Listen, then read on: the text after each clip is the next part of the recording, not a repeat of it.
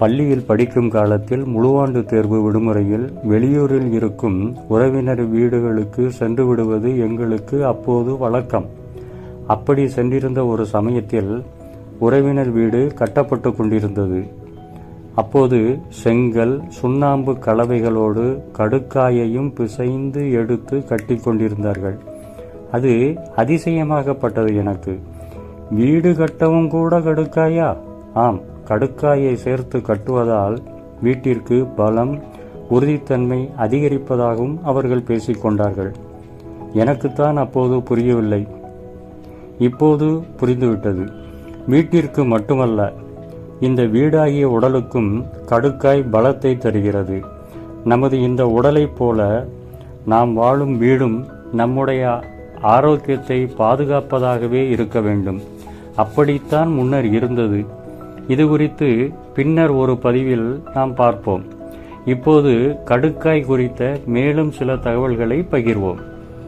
மிடுக்காய் வாழ கடுக்காய் உண்ண வேண்டும் என்று ஒரு பழம் சொல். மிடுக்காக வாழ உடலில் இருந்து கழிவுகள் வெளியேற வேண்டும். இரத்தம் சுத்தமானதாக மாற்றி அமைக்கப்பட வேண்டும்.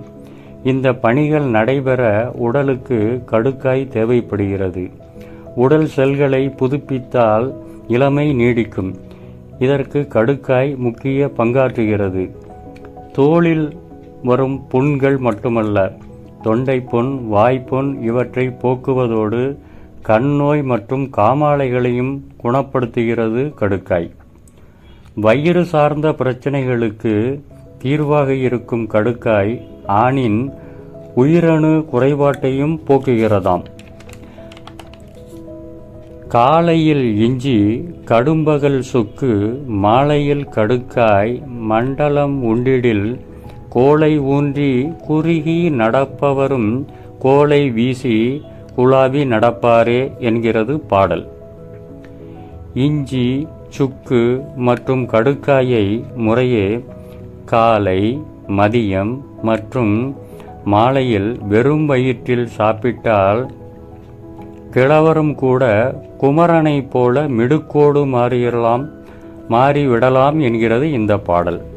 அது சரி, எப்படி சாப்பிட வேண்டும்?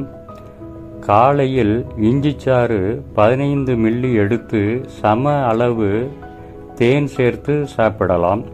மதியம் 1/4 தேக்கரண்டி அளவு சுத்தமான சுக்குப்பொடியை எடுத்து இளம் சூடு தண்ணீரில் அருந்தலாம். மாலையிலோ 1 கரண்டி கடுக்காயை பொடியாக எடுத்து வெந்நீரில் கலந்து உட்கொள்ளலாம். ஆனால் எந்தவிதமான மூலிகைகளை பயன்படுத்தும் போதும் அனுபவம் வாய்ந்தவர்களின் ஆலோசனைகளை கேட்டுக்கொள்வதும் அளவோடு பயன்படுத்துவதும் நல்லது என்று நாம் சொல்லித் தெரிய வேண்டியது இல்லை.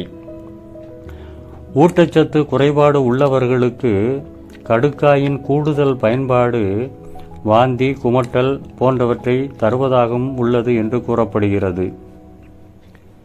தலையில் பேன், பொடுகு பிரச்சனை உள்ளவர்களுக்கு கடுக்காயை தேங்காய் எண்ணெயுடன் சேர்த்து காய்ச்சி தலையில் தடவி குளித்து வரும் பழக்கம் இப்போதும் நடைமுறையில் உள்ளது. அதேபோல பற்களின் ஈறுகளில் இரத்த கசிவு மற்றும் துர்நாற்றம் இருந்தால் கடுக்காய் கலந்த வெந்நீரில் வாய் கொப்பளித்தால் நல்ல பலன் கிடைக்கிறது. இங்கே கடுக்காயில் மேல் தோலை மட்டுமே பயன்படுத்த வேண்டும், உள்ளுள்ள கொட்டையை அல்ல. நாட்டு மருந்து கடைகளில் இவை சுத்தமாகவும் கிடைக்கிறது, பெற்று பயன்பெறலாம்.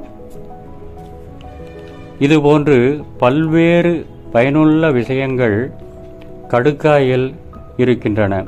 இந்த பதிவை கேட்பவர்கள் அனைவரும் இவ்வாறெல்லாம் கடுக்காயை பயன்படுத்தி என்றும் இளமை மிடுக்கோடு இன்புற்று இருக்க வாழ்த்தி விடைபெறுகிறோம்.